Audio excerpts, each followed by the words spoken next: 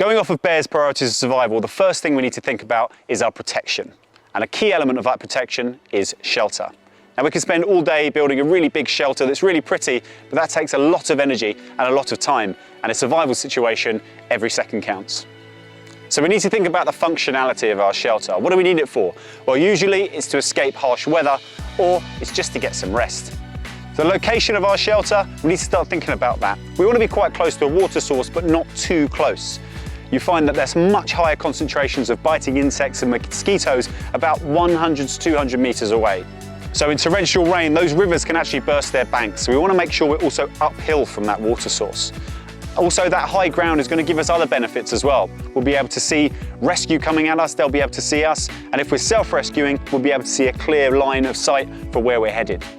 Also, low valleys are more susceptible to damp, frost, and much lower temperatures. Once we've found a prime location for our shelter, we want to start thinking about positioning. One key tip is to face the entrance of your shelter away from the wind. Main reasons for this being, if you've got a fire outside your shelter, all that smoke doesn't blow directly in, and also if you're escaping harsh weather, that doesn't get blown in as well. If you're making a shelter in woodlands such as these, make sure you have a look up where you're building your shelter. What you're looking for is deadfall, any big heavy logs that in high winds could fall, cause some serious damage or worse. There are loads of different shelters we could go over, but in the spirit of keeping things simple and dynamic, I'm going to show you a classic A-frame.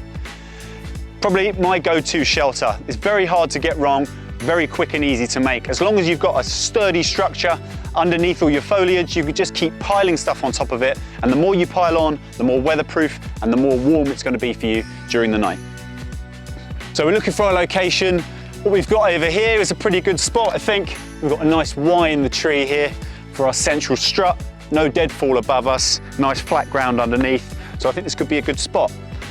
Now, one mistake I see people making time and time again is they don't measure their shelter beforehand, so they end up with their feet sticking out one end or their head sticking out the other end, or in a group situation, not everyone can fit into that shelter, which is a bit of a nightmare. So one thing you need to do before you build a shelter, once you've found your spot, is lay down on the floor like this, okay, and just mark out where your feet are, okay? And then you can jump up and you know exactly how big your shelter needs to be and exactly where you're going to build it as well. So the most important element of our A-frame shelter is going to be our central strut. And this feels like a nice strong branch for the central strut. It needs to be long enough, obviously, to just overshoot our marker. Because remember, our feet are going to be sticking up, so we want to leave enough room for that. And we want it to be nicely wedged into our Y shape up there. It's a nice snug fit. There's going to be a lot of weight on this, so you really want to stress test it as well and make sure that's not going to snap under the weight of the foliage and things that are going to be popping on top of there. Okay, once you've got that in there, what we want to be doing is finding some other branches, and we're literally just going to be stacking these along to build our shelter. So longer ones up the top.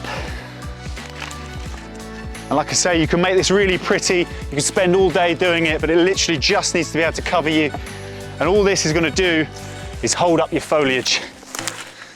Once you've got the bare bones of your shelter sorted, you want to start thinking about waterproofing and weatherproofing it. In deciduous forests like these, all these leaves are perfect. Literally, all you're going to be doing is grabbing big piles, start at the bottom of your shelter, and just piling it on top. Doesn't matter if there's sticks in there, whatever, just pile it on top. Like I say, it doesn't need to look pretty, just needs to be functional. It needs to keep you warm and dry. So as we're chucking all this foliage on the top, you may see that it's falling through the gaps and falling onto the floor in your shelter. That's actually pretty good. We lose more heat through the floor than we do on the roof in our shelter. So we want to make sure that we've got loads and loads of bedding in there for a nice, comfy and warm night's sleep. So when we're building our shelter, it can sometimes be quite hard to see where the gaps are from the outside. But if you come inside, you can see where the light's coming in.